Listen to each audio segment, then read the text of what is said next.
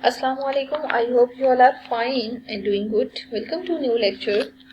And in this lecture, we will do some examples related to trigonometric ratios. ठीक है, आप देखें अगर फॉर एग्जांपल आपको ना यहाँ पे टेंजेंट थीटा की वैल्यू गिवन हो, ठीक है, और बाकी सारी की सारी ट्रिग्नोमेट्रिक रेशियोज आपने फाइंड आउट करनी हो, तो ये याद रखिएगा, इसके लिए हमेशा आपको इन्फॉर्मेशन जरूर गिवन होती है। जैसे यहाँ पे देखें तो आपको 4/3 के बाद इन्फॉर्मेशन एंगल के लिए गिवन है कि साइन थीटा लेस देन 0 है, ठीक है। फाइंड ऑल ट्रिग्नोमेट्रिक रेशियोज, ठीक है, find values of other trigonometric ratios, ठीक है। तो जो जितनी भी आपके पास ट्रिग्नोमेट्रिक रेशियोज बच रही हैं ना, वो सारी की सारी हमने फाइंड आउट करनी है, ठीक है। तो यहाँ पे ये देखें कि अगर ट्रिग्नोमेट्रिक रेशियोज हम फाइंड आउट करना चाह रहे हैं, ठीक है, तो हम क्या करेंगे। सबसे पहले तो वर्किंग हमें ये करनी है कि यहाँ साइन थीटा, कॉस थीटा, या टेंजेंट थीटा, वो सब के सब फाइंड आउट करने हैं, ठीक है। लेकिन पहला काम हमारा होता है कि हमने वर्किंग में सबसे पहला काम ये करते हैं सोल्यूशन में कि हम इसके लिए कार्टेशियन प्लेन एक डिफाइन कर लेते हैं, ठीक है, क्योंकि हमें एंगल को लोकेट करना है। टेंजेंट है ना, टेंजेंट p बाई b के इक्वल होता है, ठीक है। आप देखिए आपसे वो ये कह रहे हैं कि साइन थीटा लेस देन 0 है, ठीक है। साइन थीटा लेस देन 0 है तो साइन किन किन कोऑर्डिनेट्स में नेगेटिव होता है। फर्स्ट रो में पॉजिटिव है, बाकी दोनों में नेगेटिव है, ठीक है। तो इन दोनों में आपने फिर ये देखना है टेंजेंट कहाँ पॉजिटिव होता है, तो उसके लिए ये थर्ड क्वाड्रेंट आ रहा है, ठीक है, एंगल थर्ड क्वाड्रेंट में।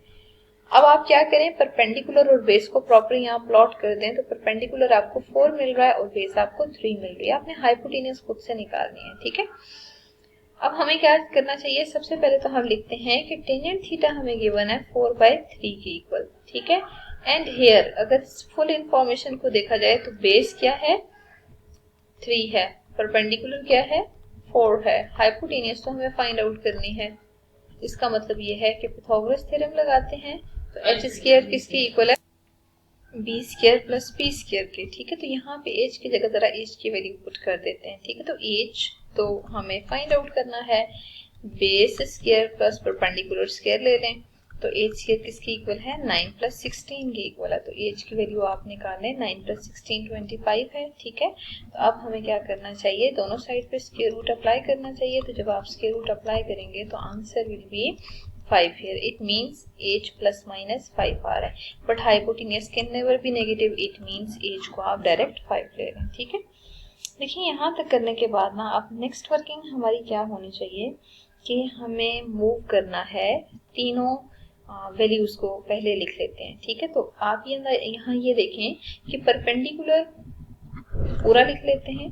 परपेंडिकुलर किसकी इक्वल है, 4 की इक्वल है, बट साथ ही हम देखते हैं कि प्रीवियस में 4 नेगेटिव है या पॉजिटिव, इट इज नेगेटिव, ठीक है। तो हम क्या करते हैं, परपेंडिकुलर को -4 ले लेते हैं। फिर देखिए बेस है, बेस को हम क्या ले लेते हैं, 3, और फिर हमें क्या चाहिए, हाइपोटेन्यूज। तो हाइपोटेन्यूज के लिए हम क्या ले लेते हैं, 5 ले लेते हैं, ठीक है।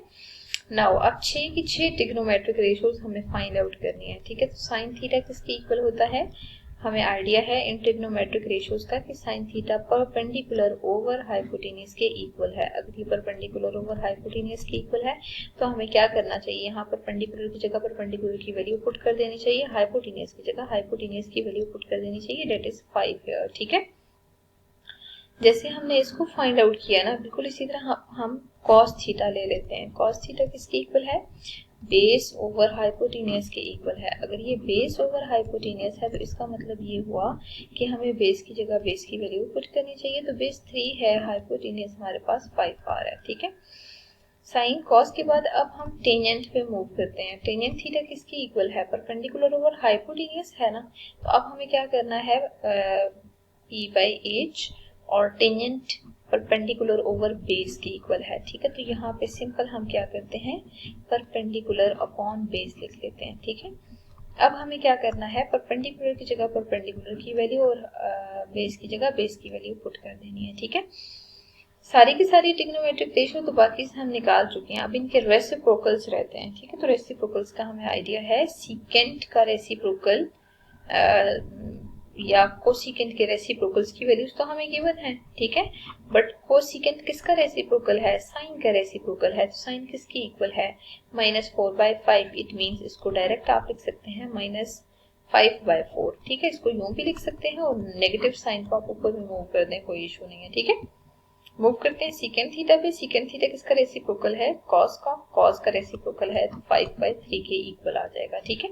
अब हमें कोटेंजेंट थीटा चाहिए। Cotangent theta is the reciprocal of tangent theta, so we will write 3/4 with negative sign, तो -3/4 के इक्वल आंसर आ रहा है, ठीक है। तो you can trace the value easily here by taking all these value. इस method से आप इजीली देखिए वैल्यूज फाइंड आउट कर सकते हैं, ठीक है। तो मतलब सबसे मेन वर्किंग आपकी ये होनी चाहिए कि आपने पहले लोकेट करना है कि वो कहाँ लाई कर रहा है, ठीक है। एंगल को लोकेट करें, एंगल के कोरिस्पोंडिंग फिर आपने वो जो ट्राइंगल है उसे कंप्लीट करना है। ट्राइंगल कंप्लीट करके फिर आपने 3 जो बेसिक ट्रिग्नोमेट्रिक रेशियोज है ना, बेस्ट ये है आप उनकी वैल्यूज पहले निकाल लें, ठीक है। लेकिन ये जरूर देखिएगा कि जब आपने जो अननोन लेंथ होगी बाय पाइथागोरस थ्योरम निकाल लेनी है ना, उसके बाद मस्ट आपने साइंस को केयरफुली देखना है, ठीक है। जहां जहां आपके पास नेगेटिव एक्सेस या नेगेटिव एक्स एक्सेस या नेगेटिव वाई एक्सेस पे लाई करें वहां माइनस साइन लाजमी लगाइएगा, ठीक है। माइनस साइन लगाने के बाद फिर आपने प्रॉपर उनको अलग से लिखना है। लिखने के बाद आप ट्रिग्नोमेट्रिक रेशियोज को प्रॉपर लिखें और उनको सिंप्लीफाई कर लें, ठीक है। तो यहाँ पे आप देख सकते हैं कि तीनों ट्रिग्नोमेट्रिक रेशियोज मैंने पहले निकाली हैं और उसके बाद उन्हीं ट्रिग्नोमेट्रिक रेशियोज के रेसिप्रोकल्स लेके उनके रेसिप्रोकल्स की वैल्यूज भी लिख ली हैं।